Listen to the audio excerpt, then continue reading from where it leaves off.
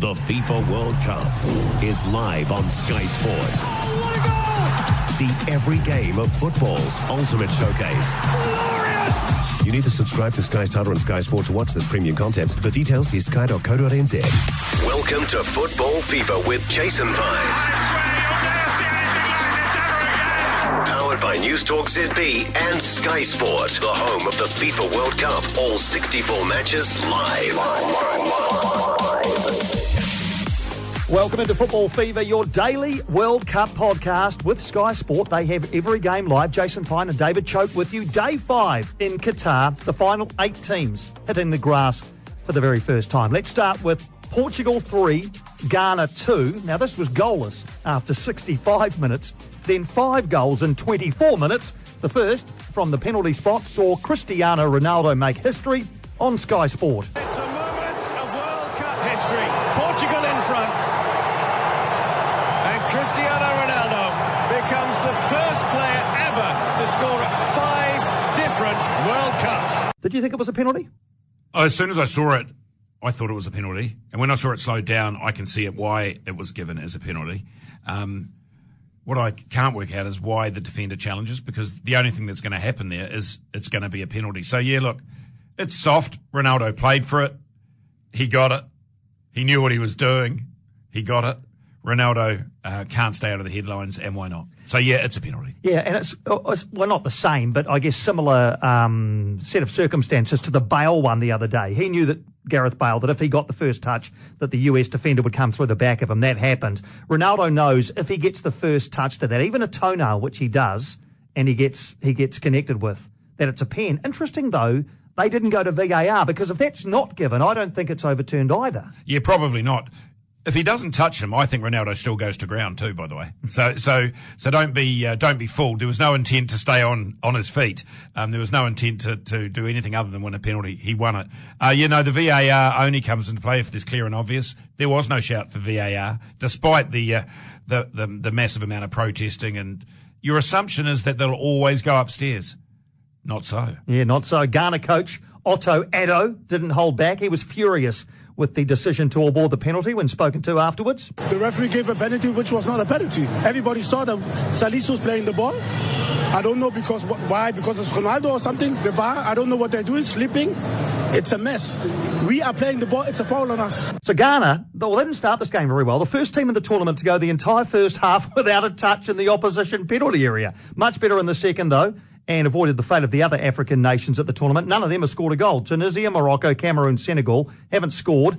Equalised through Andrew Ayew and Osman Bukhari with the late goal. Did you see right at the end when they almost had the goalkeeper didn't realise that there was a player behind him? We're well into added time, 97th minute. He puts the ball down. Somebody says, "So look, there's a man behind you. There's a Ghanaian waiting to grab it." It's happened before in world football. That ruse has paid off. You're the striker, you've gone through. You just hang around behind and hope he hasn't seen you.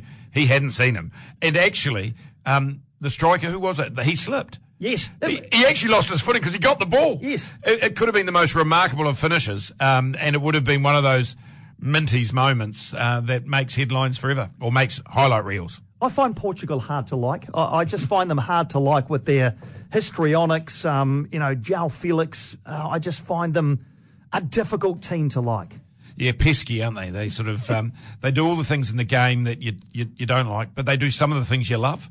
They have some real quality in terms of their playing staff, but they're forever milking things. They want everyone booked. The hand is always waving. They want cards flying everywhere but at themselves. So there is something that you love to hate about them. Bruno Fernandes is a good player, isn't he?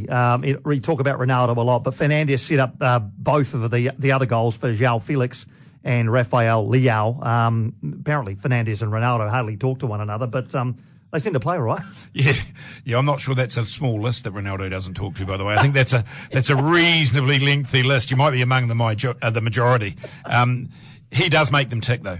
Fernandes is the player that makes them tick.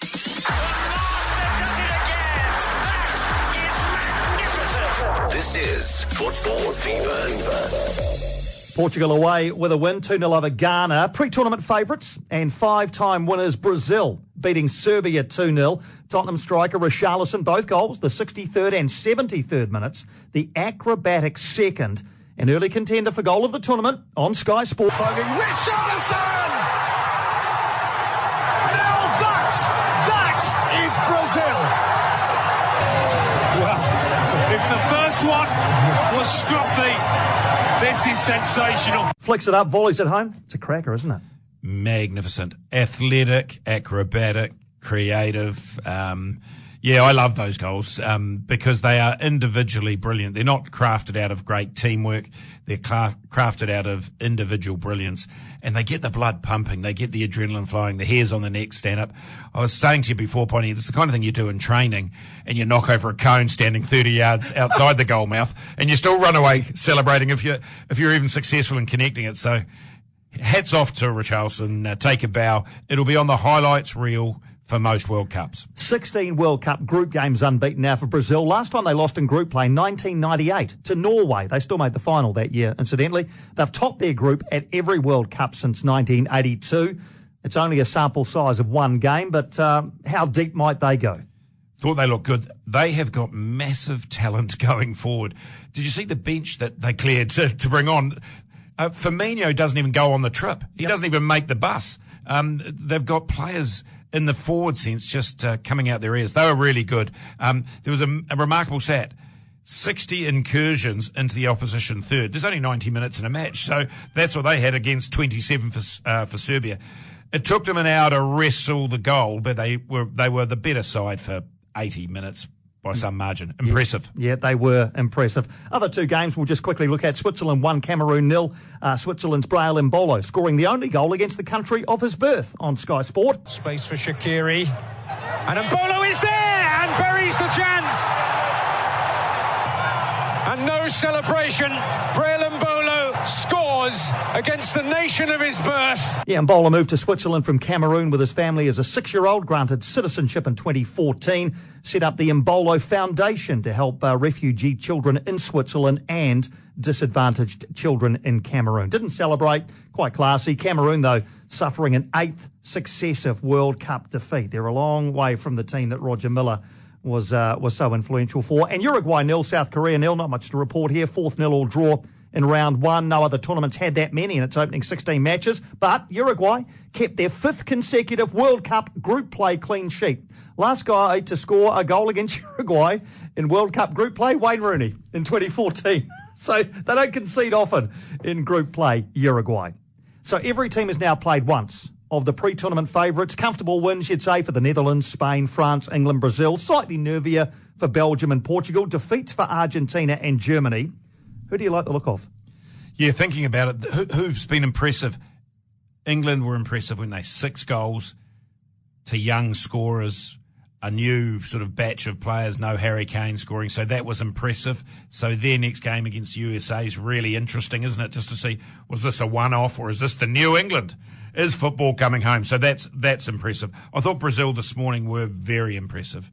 Spain clearly were very impressive. But again, you don't win this tournament in the first round, but if you're looking for 3 teams who have got off on the right foot, there's the first 3 that spring into my mind. Yeah, absolutely. France good too against Australia. Defeats for Argentina and Germany. I guess of those two, Germany have the tougher road to hoe, don't they? Because they've got to play Spain in group play. Believe that to be their next match. So if Germany lose to Spain, they're probably not going to the round of 16 for the 2nd consecutive tournament. But it's Germany, so we expect them to be efficiently German, don't we? Yeah, you do. I was reflecting on my colour-coded chart, which has got highlighters, green for going through, yellow for probably going through, and pink for a smoky. And I've got Japan as the smoky in that group. But just to confirm that I'm an idiot, I had Germany as the favourites to go through and Spain as the one, who might get knocked out. We'll flip those on their head. Say that Spain goes through. I still think Germany may go through, but Japan, no reason why not now. Yeah, then Spain, again, a caveat. I mean, Costa Rica were terrible, weren't they? They really were poor. And I think they'll probably go home pointless and maybe even goalless, this Costa Rican side. Football fever. So we start round 2 tonight on Sky Sport. 11 o'clock, Wales and Iran looking for their first wins. Qatar and Senegal, each looking for their first points. So a loss for either would effectively end their hopes of knockout round qualification. 5 a.m, Netherlands, Ecuador, both winners in their opening match. So whoever wins here will take a big step to the knockout rounds. And then England, USA, very civilised time of 8 o'clock tomorrow morning. Saturday breakfast time, a win for England would all but guarantee their passage to the round of 16. That one does interest me. Look, if England play like they did against Iran and those youngsters you talked about, Chody, are to the fore again, then I think we probably can start talking about England as a real contender here. Yeah, the renaissance will be absolute, won't it? If they roll out against a USA side that they should beat, but if they go and beat them well, I think that'll be a hell of a signal for them.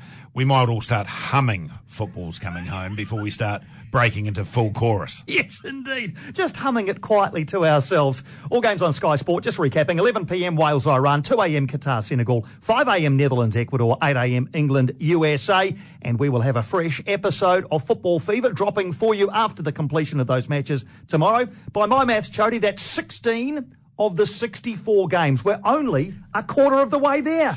And we're loving it, Piney. The FIFA World Cup is live on Sky Sport. Oh, what a goal! See every game of football's ultimate showcase. Glorious! You need to subscribe to Sky Starter and Sky Sport to watch this premium content. For details, see sky.co.nz.